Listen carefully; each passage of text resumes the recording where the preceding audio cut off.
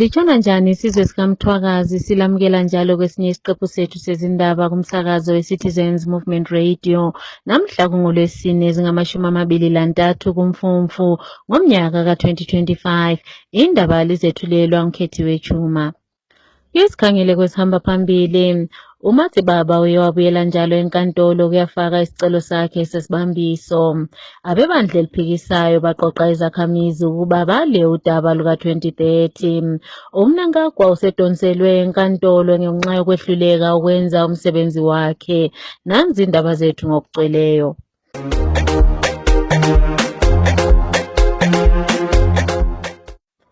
Umsekelo omkhulu webandla eliphikisayo owaziwa ngokuthi nguMatsibaba Beshanduko ibizo lakhe kunguGodfrey Karembera uye wabuyela enkantolo namhlanje ukuyafaka isicelo sesibambiso. uMatsibaba Beshanduko wetheswa amacala okuphehla udlame emphakathini ngemva kokuba ehaze amaphepha omkhankaso. Ake sithole imininingwana ngalokho kwenzakala enkantolo namhlanje.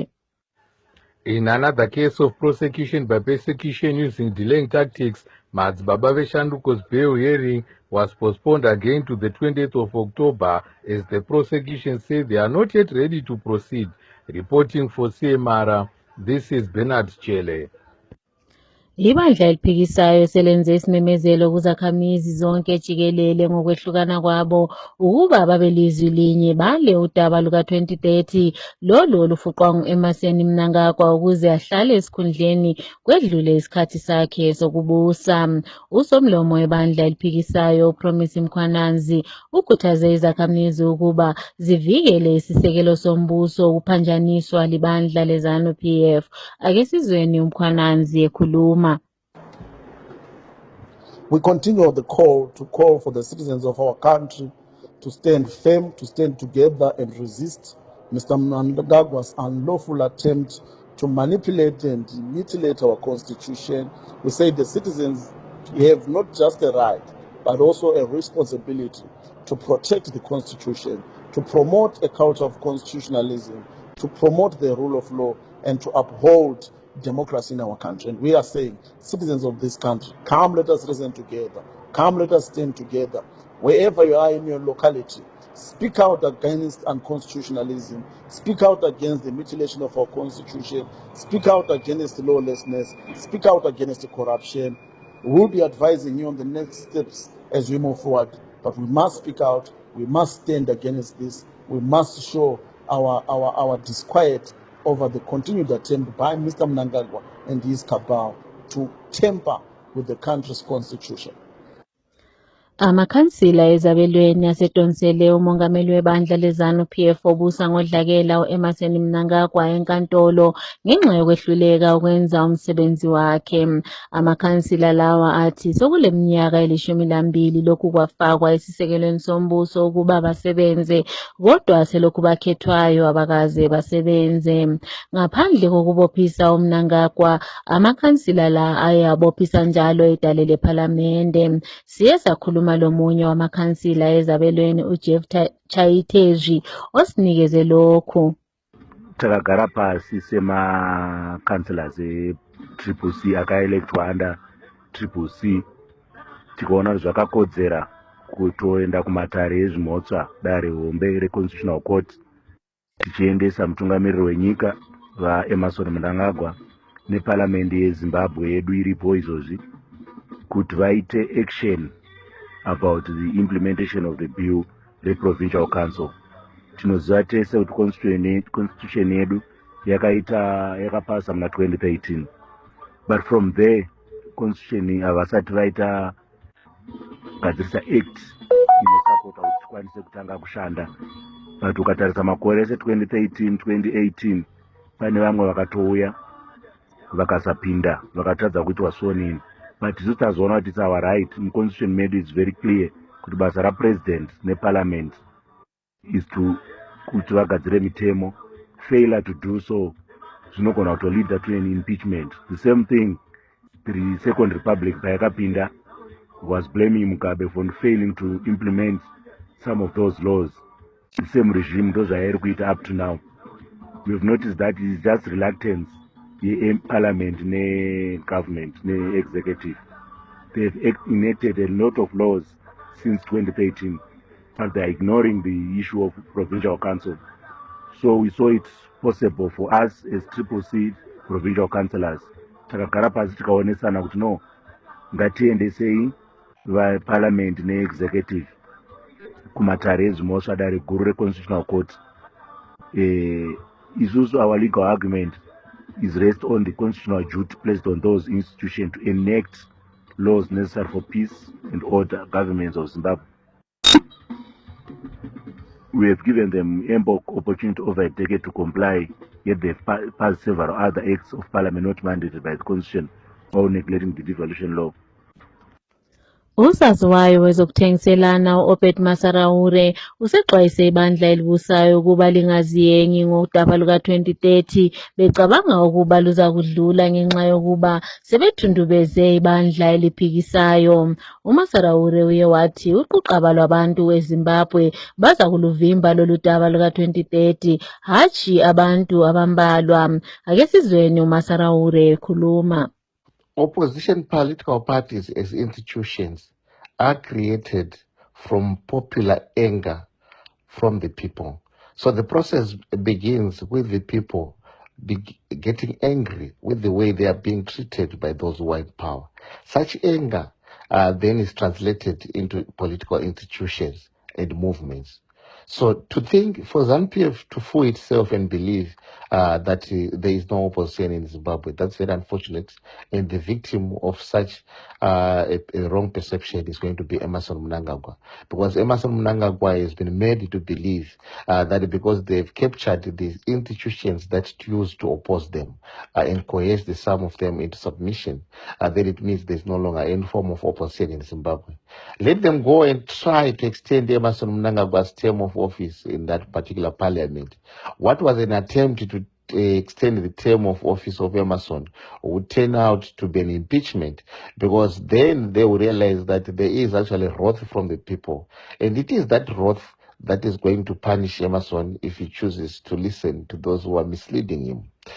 So we don't need the institutions to oppose what is really against the people. The people can find each other and fight without even any organized opposition infrastructure. So you understand that the creation of institutions towards 1999 and then the opposition party being formed then began with the popular anger. It was popular anger that was sweeping through across the nation, and that popular anger was not housed under one institution. It was ubiquitous across the country as it is today, and we are reaching the boiling point, and people are waiting for the spark moment. And the Emmerson Mnangagwa's 2030 agenda is going to spark massive unrest they have never witnessed.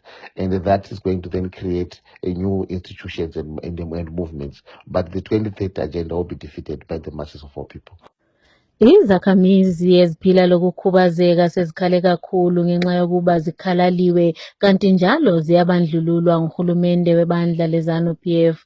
Omunye wezakhamizi ophila lokukhubazeka oye wakhulumisana lomsakazo weCitizens Movement Radio ongathandanga ukuziveza uthe uEmmerson Mnangagwa kanye lohulumende wakhe ubaphatha ngathi izakhamizi ezingaqakathekanga. Ake sizweni.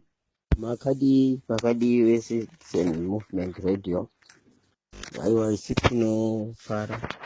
tinofara chose nenhau dzamunotipa. Ini ndine mubvunzo kuna Mnangagwa. Ini ndinorarama nourema. Ivo vanopa vanhu 4 motikari, kuna mari 4 mukadoma nevamwe 3 vakapiwa. Saka zvoreva kuti Zimbabwe yose ine vanhu 4 vakaremara. Saka isusu izvezvi vana vechikoro vanenge vachida kubhadharirwa mari, but isu hatina kana welfare yatinowana. Saka mari dzacho dzokuti tibhadharire vechikoro, vana vechikoro kuti vadzidze, vana vedu vevakaremara, toiwana kupi? Apa chero mukatarisa mumabhazi vari kufamba nevabereki vana vevakaremara, chinoita kuti vabereki vapemhene vana vavo inyaya yekuti havaoni. Hatina mari yatinowana. Kukundwa here neSouth Africa inopa vakaremara vayo, inopa vakakura vayo, inopa vasingavoni vayo mari nekupera kwemwedzi, ende vanovakirwa dzimba. Saka munomu rini zvichaitwa sei? Saka zvoreva kuti vakaremara havasi vanhu here? Ipapo panondirwadza, hama dzangu, panondirwadza. Amenoti vari kufunga kuti tiri vanhu kana kuti hatisi, koga kungogona kuchengeta zita, kuti ukahwika uchiti chirema unosungwa, but zviri muchirema zvacho, kuchengetedza chirema chacho hapana. Ukasungwa wati chirema wobudiswa faindi yacho haiuyi kuhomwe yechirema. Saka handizivi kuti tinoonekwa sevanhu here, ndozvandangoti ndibvunzewo. Emhondoro mubayira kuward 1 esinye sezakhamizi uCharles Samu uzithole esengasela ndawo yokuhlala izolo ngemva kokuba induna uNerera ephelekezelwa nguSebhuku Phanashe Manomano baye babhidliza umuzi wakhe bamxotsha esigabeni. Kulokho kuvezwe yilabo kade bekhangele uSamu besetheswa amacala okungabhadali umthelo ebathungameleni besigaba. Ake sizweni kulabo ababonileyo. Musi wa 22 October chief akauya naSabhuku, chief Nerera akauya naSabhuku Manomano nemapurisa ake Sabhuku nevanhu vemaraini vakaswoti hanzi uyu Samu haadi kuteerera Sabhuku, haabhadhare mari dzinechibhadharwa nevamwe dzemadhibha, haabhadhare mari dzemutero, saka anofanira kubva munzvimbo. Saka vakamba vasvika vachimbova vati vamusunga, vamuisa chena, vaimba vamusunga, vaimba vamuvharira mumota yachief, vamuvharira mota yachief, vachimbva vatanga kutopasa zvinhu, dzimba zvinhu zvake zvirimo, madhofuremu zvese zvakapwanyika, mandiro, mapoto zvese, hembe dzakatsitsirirwa nezvinhu, marata, masibhestas anga aripo ese akapwanyikira panzvimbo ipapo. Saka vakambva vamuti hachada kukuona panapa, ibva mudunhu rangu nekuti hauteerere zvandechiti mubhadhari mutero munzvimbo. Ndo zvakaitika musi wa 22 October. Izvozvi haana pekugara, ane mwana wechikoro ari kurara musango, vakurara panze, dzimba dzese dzakapaswa dzakadhiriswa. Omunye wayisiboshwa sezepolitiki kanti njalo elwela amalungelo abantu Langton Mwanaka usememezele ukuba ikomishini yeZimbabwe Human Rights Commission ithathe amanyathelo okubhala konke ukuhlukunyezwa okwenziwa ngamapholisa behlukumeza labo ababoshelwe ezepolitiki. Isicelo sikaMwanaka siza ngemva kokuba kube lembiko yokuba uMatsibaba Beshanduko uye washaywa njalo wahlukunyezwa ngesikhathi evalelwe emapholiseni ngensonto kusihlwa. uMwanaka ngokwakhe ungomunye wabantu abahlukuluzwa ngamapholisa ngesikhathi eboshiwe kanye labanye ababengama-78 lapho babegubha khona usuku lomntwana wase-Afrika mhla ka-16 ngoJuni ngomnyaka ka-2024. I am Langton Mwanaka, an ex-political prisoner and a political activist. When the Zimbabwe Human Rights Commission, ZHRC, visited us last year in 2024 at the Harare Remand Prison, I urged them to take videos and photos of injuries sustained by political prisoners who have been subjected to police brutality. This evidence will be crucial in holding the police accountable for their barbaric actions. The injuries sustained by the political prisoners may be severe and require urgent medical attention. We are worried that the Zimbabwe Republic Police, ZRP, may try to cover up the abuse and that the evidence may be lost or destroyed if not documented promptly. The Zimbabwe Human Rights Commission should know that it has a mandate to protect and promote human rights in Zimbabwe. We call on them to take their responsibility seriously and document the evidence of police brutality against political prisoners. I am saying this because of amid reports of increased police brutality against political prisoners. I also experienced it. I'm one of the Avondale 78 arrested together with Senator Jameson Timber. Human rights organizations locally and internationally have documented several cases of torture, beatings, and other forms of ill treatment against opposition supporters and activists. We will continue to push for action to ensure that those responsible for the abuse are held accountable. Abasekeli bebandla eliphikisayo eMangwe kuWard 12 babhekane lokuhlukuluzwa izigelekeqe zebandla leZANU-PF phambi kokuba kube lokhetho olumiswe ukuba lube khona ngoMgqibelo. Isiphathamandla sebandla eliphikisayo uTraimo Mpofu uye watshela umsakazo weCitizens Movement Radio ukuba bonke abasekela lo ozimele yedwa uChaka Moyo bayahlukunyezwa njalo bayashaywa izigelekeqe zebandla leZANU-PF kanti iningi labo sebesukile emzini yabo. Umpofu uthi ngezimo lezi ezikhona kunzima ukuthi kube lokhetho olukhululekileyo. Ake simzweni ekhuluma.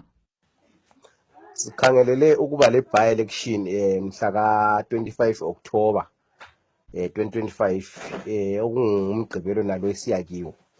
So kwenzakalayo ukuthi ibandla leZANU-PF seliqalile umkhubalo wokwethusela abantu ku ground. Abantu sebeqalisile ukuchaywa. Sikhuluma nje kulama youth athethweyo esigabeni seyinsiza lethwa esigabeni seMangwe kuWard 12 lapho kufanele kube le by election khona. Ayiyo asebhoda ehamba isethusela abantu. Abanye abantu ngikhuluma nje sibebalekile emzini yabo ngenxa yokwesaba. Abanye abantu bachayiwe impela. Abanye bake bayafika esibhedlela. Ukuchasa ukuthi kuyasimangalisa njalo kuyasethusa ukuthi ngensuku zamanje siloke sisaphila ngaphansi komumo onjalo ogqugquzelwa libandla elizibiza lithi liyibandla elibusayo eleZANU-PF.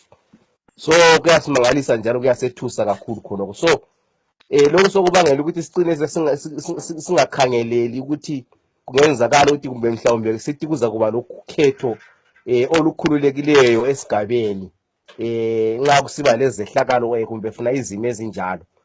So angiboni ukuthi ukhetho oluza kwenziwa ngoMgqibelo luzabe lulukhetho olukhululekileyo ngenxa ukuthi uhlangothi oluthize solwethuseliwe kakhulu ama supporters opposition asecine etholakala esebaleka emzini yabo. Ngikhuluma nje abantu abanjengabo coordinator bagcine bebalekile emzini yabo ngenxa yokuhlukuluzwa lokhu okwenzakalayo. So kuyasimangalisa ireport yemapholiseni iyenziwe but kakukabi khona abantu asebebotshiwe ngesehlakalo esifana nayo. Elinye lamaqembu elikhangela ngokungena kwabantu okungekho emthethweni kwele South Africa elaziwa ngokuthi Green Bombers selitshelwe izingatsha zase South Africa ukuba lime ukusebenza kwenyanga ezingama-36 ngemva kokuba amanye amalunga ale inhlanganiso ashaya ahlukumeza esinye isizalwane saseZimbabwe bemethesa icala lokungabi lamaphepha apheleleyo njalo lokwala ukubhadala imfumba. Lo wahlukunyezwayo waye kulelo lizwe ngokusemthethweni kanti ngesikhathi ebanjwa wayechiye ipassport yakhe endlini. Amaphepha akhe wonke aveza ukuba usemthethweni ukuba abe South Africa kanti lezi zinto zonke zazikufakaza. Ake sithole imininingwana eminingi mayelana ngalolu daba kuLoveness Kotora ose South Africa. The mistreatment of foreigners, especially Zimbabweans in South Africa, is really getting out of hand. One of those groups they call volunteers, the one which they specifically call the Green Bombers, the ones which wear green uniforms. They assaulted a Zimbabwean guy who was just taking fresh air, moving around, but he left his passport at home. So when he mentioned that he didn't have the passport at the moment, the passport was at home, they demanded money from him, and he didn't have money at the moment. They beat him to the extent of bruising him, his back, his legs, the wounds everywhere. because of their beating. So because of that, the government has suspended that group, the Green Bombers, for 36 months, which is actually 3 years. We are not even expecting to see those people. They are harassing people. They have been harassing people for a long time because of their uniform, which was looking like soldiers. They thought they could do anything. That's why they've been harassing people to the extent of hurting innocent people, hurting those ones who have got documents, but just because they did not go out with their passports because of some reasons. So this is exactly what is happening here in South Africa, in Johannesburg, and reporting for Citizens Movement Radio. This is Loveness Kotora. Ilunga lebandla leZANU-PF Central Committee uMike Chimombe kanye lomunye asolwalaye uMoses Mpofu izolo batholakale belecala enkantolo enkulu lokutshontshela uhulumende izigidi lezigidi zamadola eMelika emalini yayimele isebenze ukuthenga izimbuzi. Laba ababili baye bakhomba umlingani ka-Emmerson Mnangagwa uWicknell Chivayo njengomunye wabantu ababentshontsha bonke, kodwa uhulumende akazange athanda ukuba aboshwe. Ngesikhangele kwezemidlalo, iqembu labobaba elekhilikithi elaziwa ngokuthi ngama-Chevrons liye lanqoba ilizwe lase-Afghanistan ngama-innings kanye lemigijimo engama-73 emidlalweni yama-test match ephele izolo eHarare. Ukunqoba kwabo lokhu kuza kubanika umdlandla njengoba bebengekho ezingeni elilungileyo. Baza kudlala njalo imidlalo emibili eyama-T20 eza kuqala ngoLwesithathu kuvikezayo. Inhlanganiso yeZimbabwe Football Association simemezele ukuquma ubudlelwano babo lomqeqeshi wama-Warriors uMichael Nice. Kunkulumo abayethule izolo kusihlwa, inhlanganiso yeZIFA ithi isiqalile ukudinga omunye umqeqeshi. Kanti kusenjalo, abalandeli benguqu sebelethe imbono yabo ekujiyeneyo mayelana ngokuxoshwa kwakhe. Abanye besola ukuba angaxoshwa njani sekusele inyanga ezimbili kuphela ukuba kuyiwe emidlalweni ye-AFCON. UNice wenelisa ukuba awine kabili kuphela emidlalweni engamashumi 50. Kumdlalo ye-UEFA Champions League edlalwe izolo kusihlwa, iqembu leLiverpool liye lehla lazehlela kwi-Eintracht Frankfurt 5-1, kwathi iBayern Munich yona yanqoba iClub Brugge 4-0. IMonaco kanye leTottenham zidlibe ngutshikilobhanqa lapho zingatholanga amagoli. IReal Madrid yona iye yanqoba iJuventus 1-0. Nansi eminye imiphumela yemidlalo edlaliweyo: Atlanta 0, Slavia Prague 0, Sporting Lisbon 2, Marseille 1, Chelsea 5, Ajax 1, Galatasaray 3, Porto Glimt 1, Atletico Bilbao 3, Karabakh FK 1.